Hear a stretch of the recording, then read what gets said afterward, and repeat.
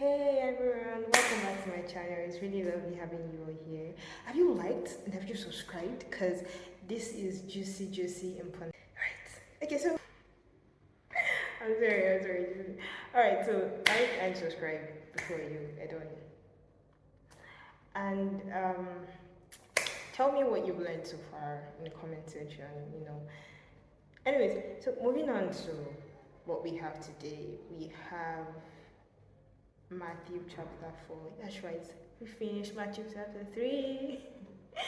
Alright, so let's get into this. I really did want to apologize about the fact that I've not been able to meet up to Saturday like I officially said.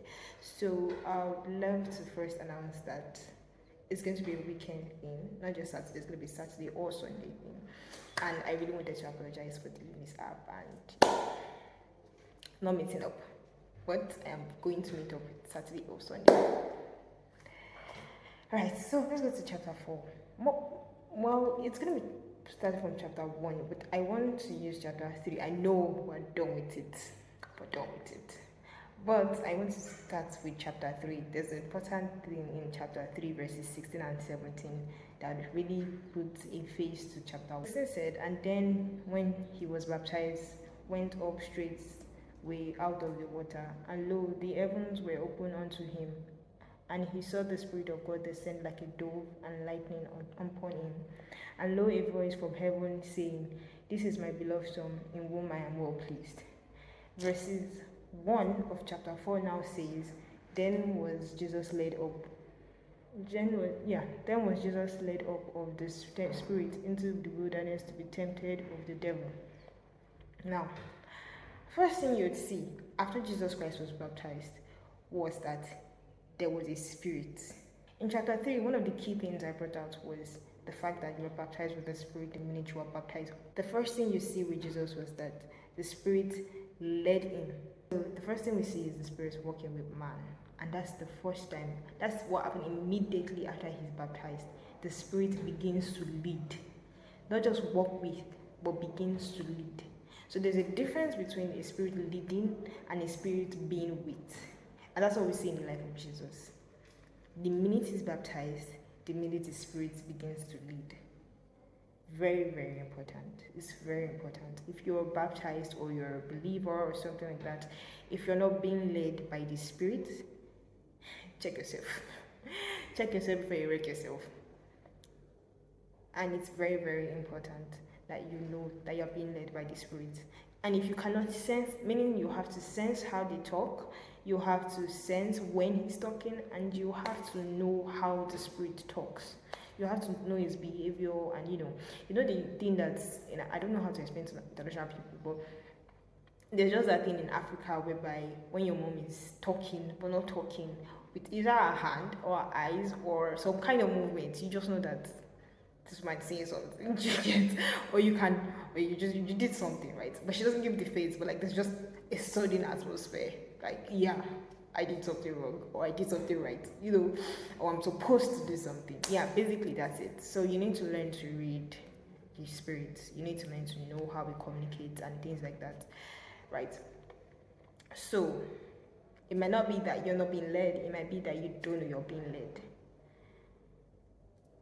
Aside from that, moving on to what's also very important is that the first time Jesus met with the Spirit, he first asked to be separated.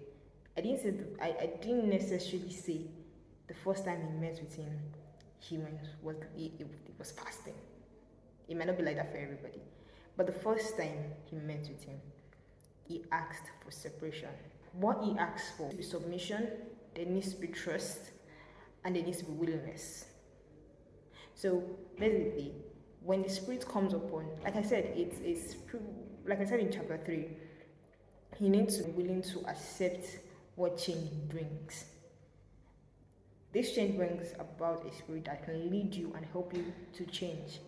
So you're going to have to submit and be willing to submit, willing to change. Because you can be submitted and not want to do anything. You can be like, welcome Jesus into my house, but don't touch that movie I like, don't touch this, don't touch that.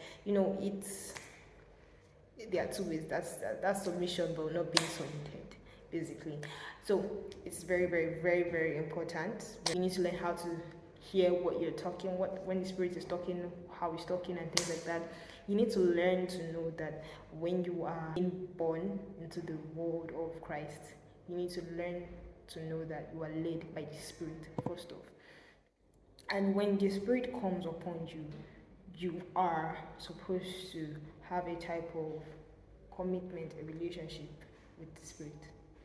And when he wanted Jesus Christ to meet with him, he wanted him to meet with Jesus Christ because he wanted to get to know Jesus Christ. You know, when you first meet somebody and you want to date the person, why do people always go on a date?